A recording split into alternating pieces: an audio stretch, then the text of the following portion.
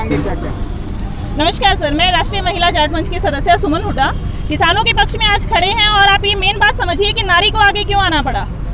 आज हर कोई किसान भाइयों के साथ है, बट औरत को घर से निकलना पड़ा, ये क्या मजबूरी हुई? आज औरत निकली है, कल को बच्चे भी निकलेंगे। तो हम ना किसी पार्टी के साथ ना किसी सरकार के साथ, हम हैं सिर्फ अन्नदाता के साथ। किसान पुत्रियां हैं, किसानों के साथ है। उसके बाद मैं अपनी मांगे बताना चाहूँगी। फर्स्ट मांग है हमारी कि MSP से नीचे किसान की फसल की खरीद ना हो। अगर वो खरीदा जाता है तो वो कानून के अंदर पनिशेबल हो, ये रिटर्न में दिया जाना चाहिए। दूसरी मांग है कि अगर किसान के साथ मंडी में या बाहर कहीं अन्याय होता है तो वो सिर्फ SDM कोर्ट तक सीमित ना हो, वो उसको भी सुप्रीम कोर्ट जाने का अधिकार होना चाहिए जैसे बाकी बिजनेसमैन को होता है। My third point is that APMC act नहीं हटाया जाना चाहिए, बिकॉज उसी से गाँवों, शहरों, कस्बों, पुलों, नदियों, सब चीज़ों का निर्माण होता है। अगर वो हटा दिया गया तो हमारा सारा सिस्टम जो है वो ध्वस्त हो जाएगा। अगर वो हटाते हैं तो उसका ऑल्टरनेट हमें लिखित में दिया जाए, नॉट इन वर्बल सेंस।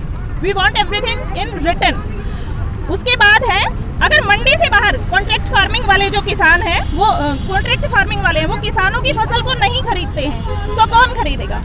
किसान की फसल का 50% नहीं बेचना, हमें 40% नहीं बेचना, हमें बेचना है 100%। तो इस बात की लिखित गारंटी हो कि किसान की 100% फसल खरीदी जाएगी।